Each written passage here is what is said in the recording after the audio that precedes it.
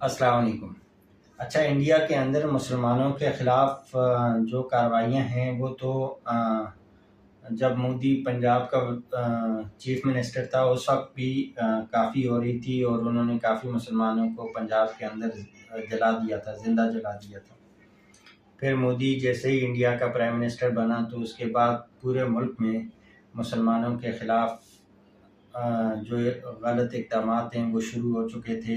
مسلمانوں کے بزنس کو نقصان پہنچایا جا رہا تھا، مسلمانوں کی عبادت گاہوں کو نقصان پہنچایا جا رہا تھا، مساجد کو، مدارس کو۔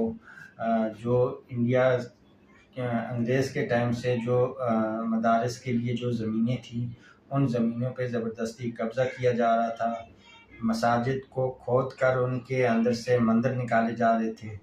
تو یہ کارروائیاں تو عروج پہ تھی، لیکن اب وہ لوگوں کو بھی پکڑ پکڑ کر مارتے ہیں۔ دیکھتے ہیں کوئی مسلمان اکیلا کہیں پہ گھوم رہا ہے تو یہ گورنمنٹ کے ادارے ہی ملوث ہیں۔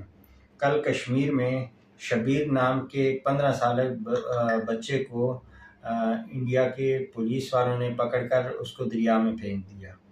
تو انڈیا کے مسلمانوں کے لیے یا تو انڈیا کے سارے مسلمان ایک ہو کر اپنی انڈین حکومت کی اس ظلم کا مقابلہ کریں، اور باقی جو دوسرے ممالک کے مسلمان ہیں وہ انڈین مسلمانوں کے لیے دعا کریں۔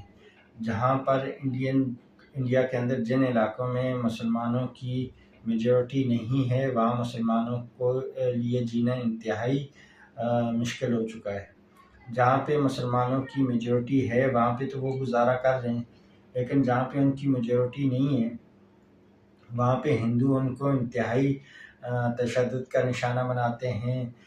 جو خواتین ہیں ان کے پردے کا مذاق اڑایا جاتا ہے اور بہت تکلیف پہنچائی جاتی ہے مسلمانوں کو۔ تو اللہ تعالیٰ انڈیا کے مسلمانوں کی